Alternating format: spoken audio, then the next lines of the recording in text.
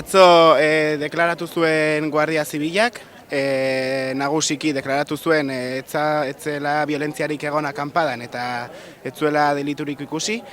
Eta gaur oraintxe sartu dira auziperatuak eta publikoa babesa ematera, eta gaur polizia foralak deklaratuko du eta denbora ematen badu gure Aroztegiko testigoek, eta hoixe, nola jaten den gaur eta absoluzioa eskatzera. Epaiketaren lehenengo jardunaldian azaldutako tesiak indarra galdu du astearteko saioan. Zenbait Guardia Zibilek Aroztegian indarkeriarik etzela erabili ontzat eman baitute. Egitasmoaren aurka zirenek langilekin katua eta zakurraren antzera jokatzen zutela, uniformedunei kantuka ibili zirela. Honelakoak gertatu zirela aipatu dute, baina gehiagorik ez.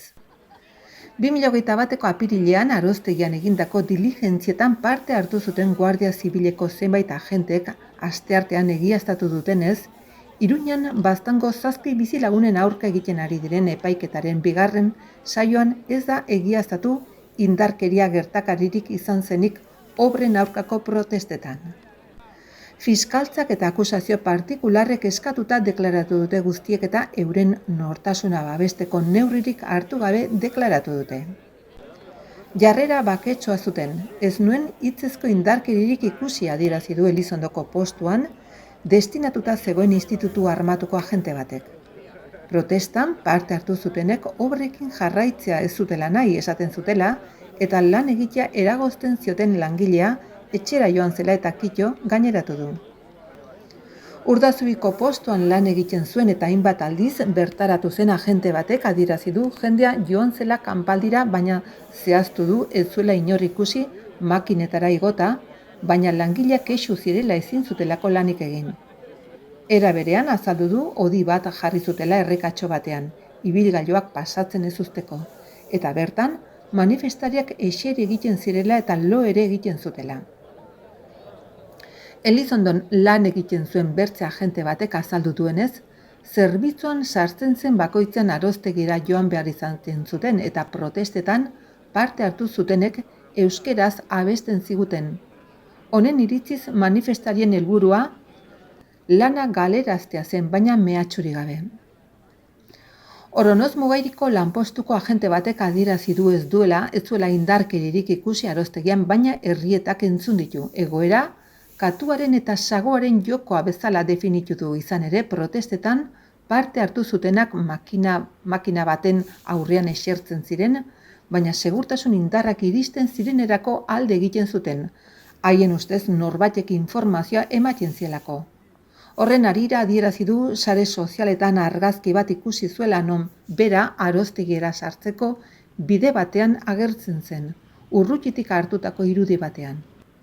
Inoiz ez nuen indarkeririk ikusi errepikatu du defensaren galderei erantzunez. Iruñako unitate batean destinatutako institutu armatuko kide batek adierazi du ez zuela larderia fisikorik ikusi, baina bai hitzezkoa. Makinaren aurrean jartzen ziren azaldu du.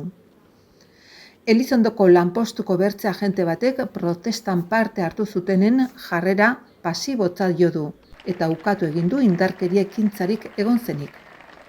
Guardia Zibilei aur kanta bat txakurtxo bati buruz oihukatu zietela kontatu du, pintxo-pintxoren bersioa bat zela azaldu du eta uniformedunak iraintzeko asma zutela uste bazuen ere ez zuela gaizki hartu.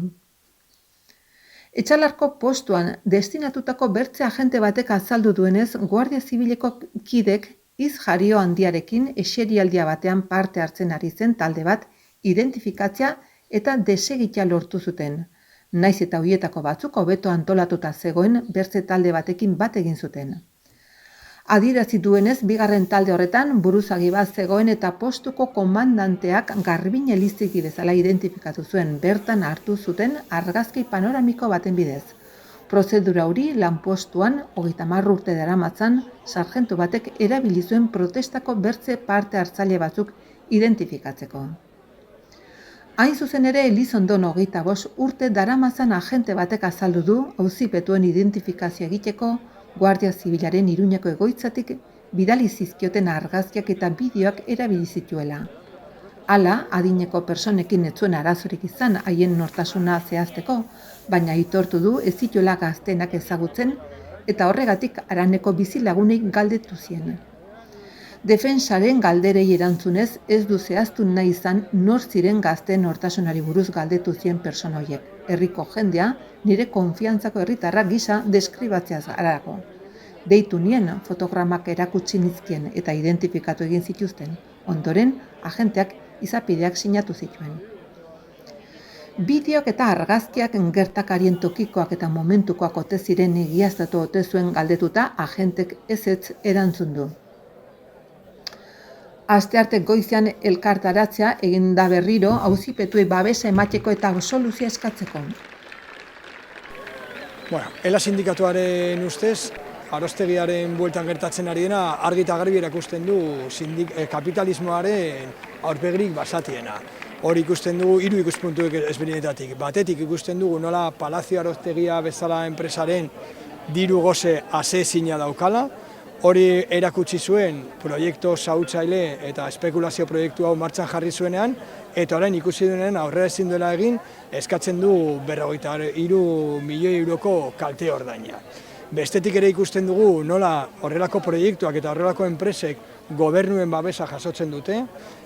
Gogoratu behar dugu proiektu honi Yolanda Barcina gobernuan zegoenean PSIS bitartez egitea 2015 urtean erabaki zuen, eta baita ere gogoratu behar dugu bai Barkosen gobernua eta bai Txibiteren gobernua proiektuaren alde agertu zirela.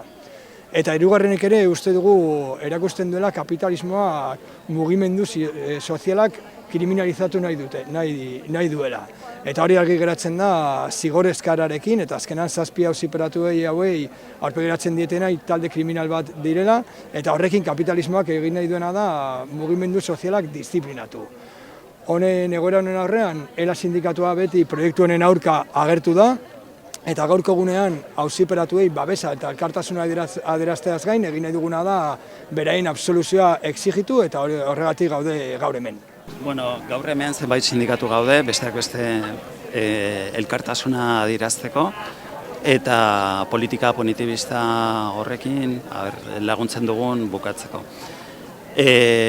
Guk uste dugu herrialdea, bertako kultura eta natura oro har defendatzea ez dela delitua inondik inora, eta horregatik etorri gara. Orduan espero dugu aterako dena absoluzioa izanen dela, eta hola ez baldin bada, borrokan jarraituko dugu.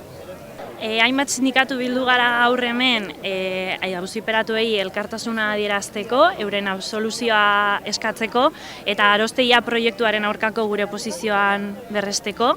LAB sindikatu hasieratik kokatu da Arostegia proiektuaren kontra, proiektu antidemokratiko bat delako Baztango langileen eta herritarren borondatearen gainetik inposatu nahi dena, diru gozez, eta gainera badelako Baztango herriarentzat eta eskualdearentzat proiektu sozioekonomiko prekario bat proposatzen duen proiektu bat.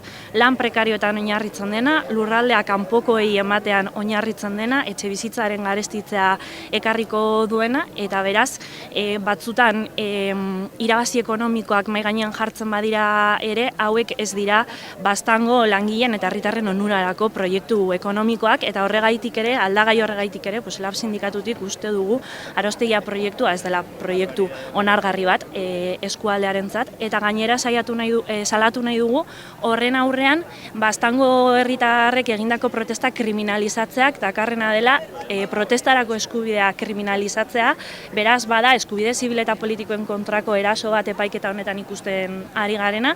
Horregaitik elkartasuna adierazi nahi diegu auziperatuei, baina baita ere euren absoluzioa eskatu eta behingoz Arostegia proiektua bertan bera geratu daia.